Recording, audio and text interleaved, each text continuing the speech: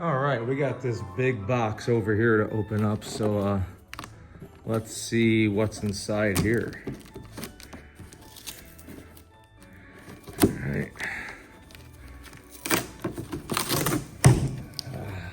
Ooh, I think we got some tripods in here.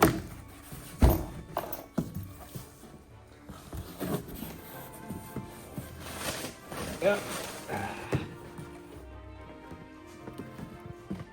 Behold the Magnus VT300 in all of its glory.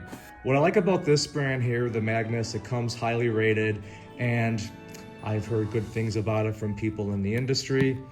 High quality, which is what you want in a tripod. It has a fluid head, so you don't have that stiff movement when you're panning and tilting, doing video production. Plus, it's strong and sturdy. Thanks to that generous grant from the Munster Education Foundation, we were able to get 3 of these. But that's not all. I also noticed